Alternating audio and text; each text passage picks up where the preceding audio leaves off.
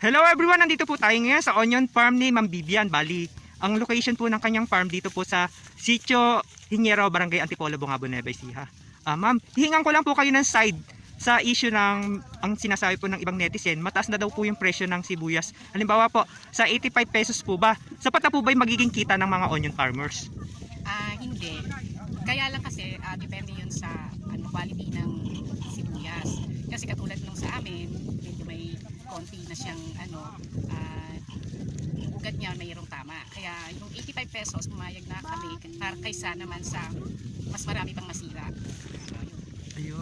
Ayun, kiniklear po ni Madam na yung 85 pesos po medyo alanganin pa po si farmers kasi hindi naman po lahat ng nagpapaani po ngayon sobrang ganda or quality yung nagiging result ng kanilang pagtatanim.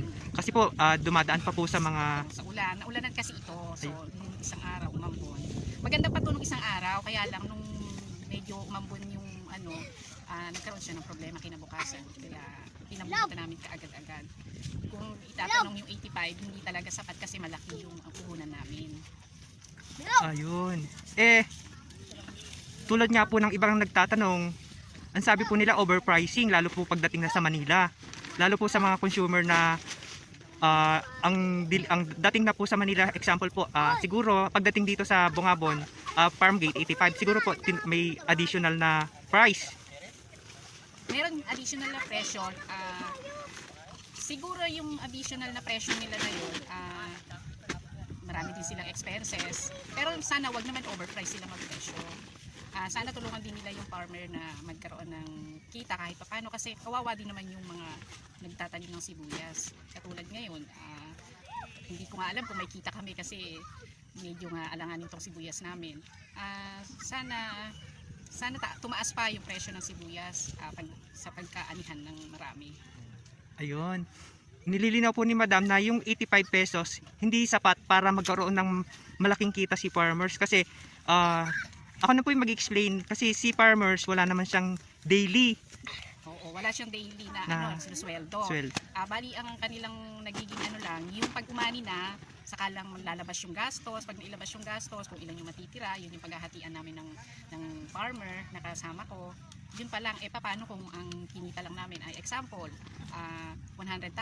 So, tag-50 pa kami doon. So, yung sa October, November, December, January, sa 4 months, napakaliit na kita ng farmer yun sa bilang isang magtatanim ng sibuyas. Ayun.